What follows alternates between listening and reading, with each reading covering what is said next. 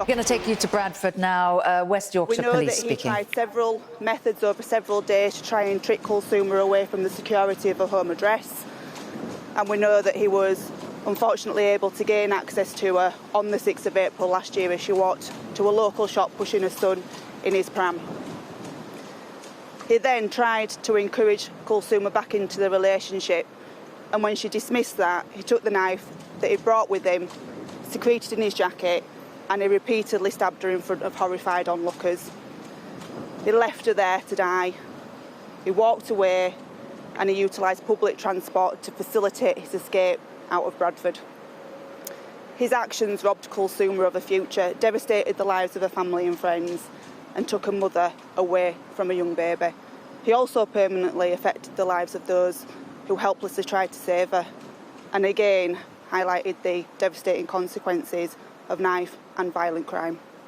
Thank you. In your years being a detective, how horrific was this case? Very horrific.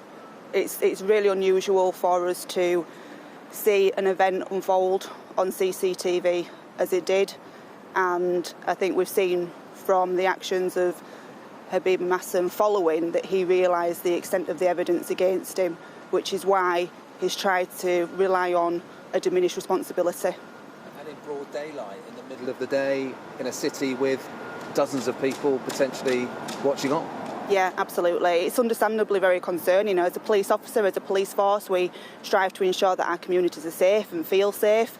So it's really important that we understand the impact that this has had on our communities and continue to work together to significantly reduce violent crime as this. He not only lied, he actually pointed the finger at Kulsuma, He did. which is appalling, saying that he was responding to a comment that she'd made. What was your response to that? I think it's disgusting, if I'm honest. I think his, violent crime, domestic abuse remains a key priority for the police, and we are committed moving forward to making positive. Kulsuma's death ultimately is completely nonsensical. She should not have died. She should not have been a victim of domestic abuse. As I said before, Masum obviously realised the strength of the evidence against him and has tried to pin it on Kulsuma to try and diminish his responsibility. Clearly the medical experts did not accept that, and neither did the jury, thankfully. What's your response to the fact that not only did he murder his wife, but he abandoned and left his 7-month-old baby son just out on the street? Yeah. He tried to use the requirement of wanting to get to his son as part of his defence, and we can see on the CCTV that obviously wasn't the case. He's just walked away.